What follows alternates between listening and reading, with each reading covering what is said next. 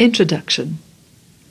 The Pali word metta is a multi-significant term meaning loving-kindness, friendliness, goodwill, benevolence, fellowship, amity, concord, inoffensiveness, and non-violence.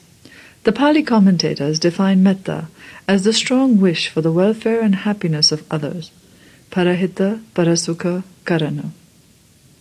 Essentially, metta is an altruistic attitude of love and friendliness as distinguished from mere amiability based on self-interest. Through metta, one refuses to be offensive and renounces bitterness, resentment, and animosity of every kind, developing instead a mind of friendliness, accommodativeness, and benevolence, which seeks the well-being and happiness of others. True metta is devoid of self-interest. It evokes within a warm-hearted feeling of fellowship, sympathy, and love, which grows boundless with practice and overcomes all social, religious, racial, political, and economic barriers. Metta is indeed a universal, unselfish, and all-embracing love. Metta makes one a pure font of well-being and safety for others. Just as a mother gives her own life to protect her child, so metta only gives and never wants anything in return. To promote one's own interest is a primordial motivation of human nature. When this urge is transformed into the desire to promote the interest and happiness of others, not only is the basic urge of self-seeking overcome, but the mind becomes universal by identifying its own interest with the interest of all. By making this change, one also promotes one's own well-being in the best possible manner. Metta is the protective and immensely patient attitude of a mother who forbears all difficulties for the sake of her child and ever protects it despite its misbehavior. Metta is also the attitude of a friend who wants to give one the best to further one's well-being.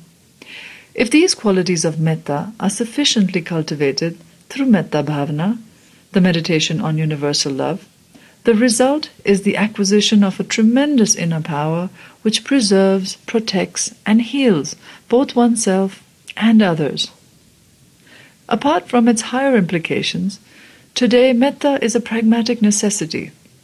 In a world menaced by all kinds of destructiveness, metta in deed, word, and thought is the only constructive means to bring concord, peace, and mutual understanding.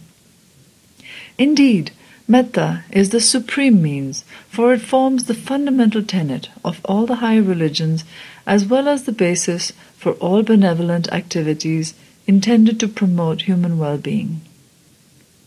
The present booklet aims at exploring various facets of metta, both in theory and in practice. The examination of the doctrinal and ethical side of metta will proceed through a study of the popular Karaniya Metta Sutta, the Buddha's hymn of universal love.